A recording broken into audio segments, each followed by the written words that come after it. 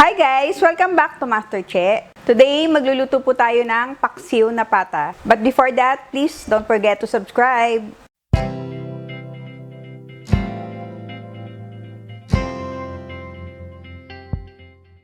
Narito po ang ating mga ingredient.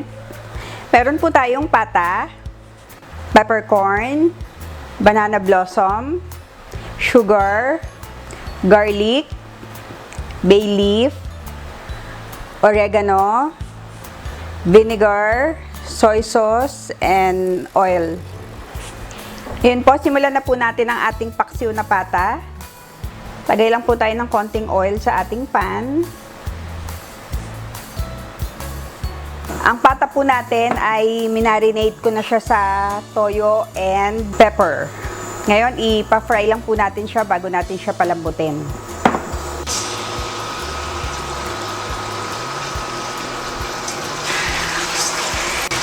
Fry lang po natin siya both side. Pag nag-iba na po ang kanyang color, pwede na natin ilagay ang remaining marinade at ang ating ibang ingredients.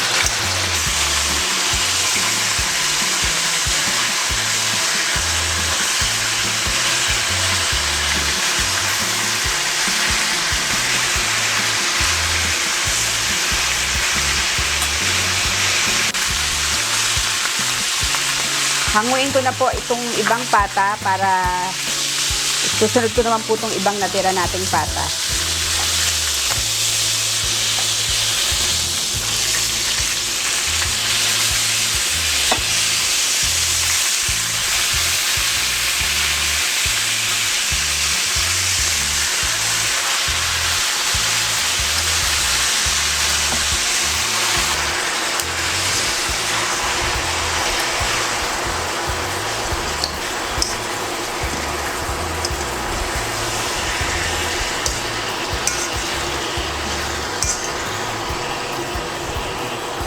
Pwede nyo na po siyang sabay-sabay na iprito kung malaki po yung wok nyo. Kaya ko lang po siya pinaghiwalay dahil hindi kasya. Ngayon, pwede ko na pong ibalik ang una kong pinray na pata para po palalambutin na natin siya.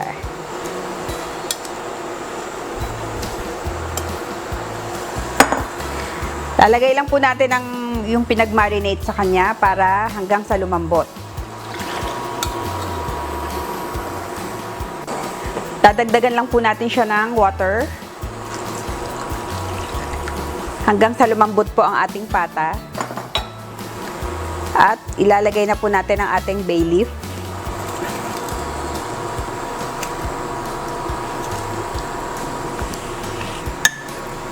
Ating garlic.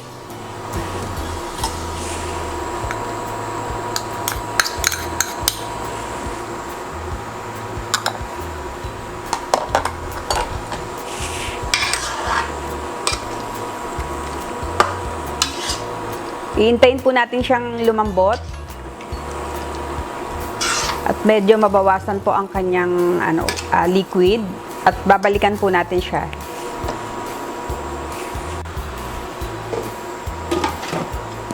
Much later.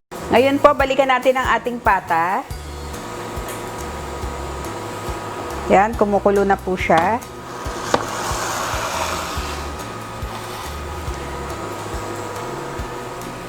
Ngayon po, dadagdagan lang natin siya ng suka and toyo. Lalagyan ko na rin po siya ng sugar.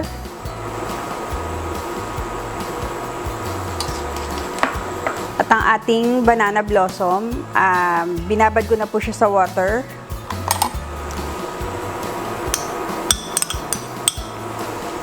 Sobrang dali lang po ng recipe na ito, parang nag-aadobo lang kayo. Haluin lang po natin siya. Pakukuluin pa po natin siya para mas lumambot pa po ang ating pata. Lagyan na rin po natin ng peppercorn. Meron po akong pink peppercorn, pero pwede rin po kayo gumamit ng black peppercorn. May nagregalo lang po sa akin ng paminta na to na galing pong Canada. Sarap po siya, pwede siyang nguyain. Para po mas sumarap ang ating pata. Takpan po natin uli ang ating pata at babalikan po natin siya ulit. Check muna natin ulit ang ating pata.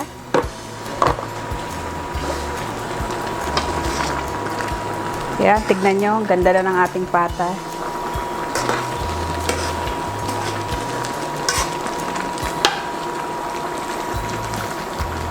Lagi nyo lang pong titikman para makuha nyo po yung gusto nyong lasa. Yan. At this point po, lalagyan na natin ng oregano. Pampadagdag po ng kanyang lasa at pampasarap.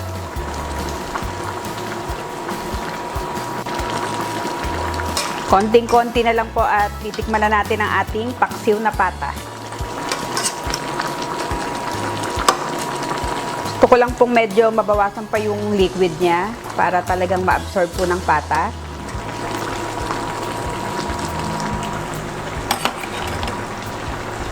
Pan muna natin siya ulit. 5 minutes later. Check na po natin ang ating paksiw na pata. Yan, okay na po siya. Tignan nyo, ang malambot na po.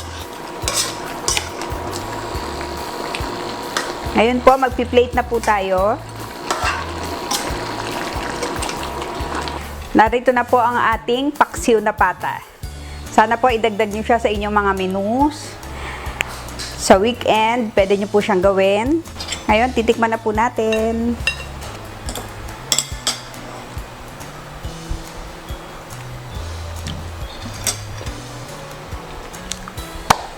Napakasarap po at napakasimple lang. Please don't forget to like and subscribe. And sana po nag-enjoy po kayo sa ating niluto sa araw na to. Don't forget to click the notification bell para po tuwing may bagong video ay ma-notify po kayo. Happy weekend po and God bless you all!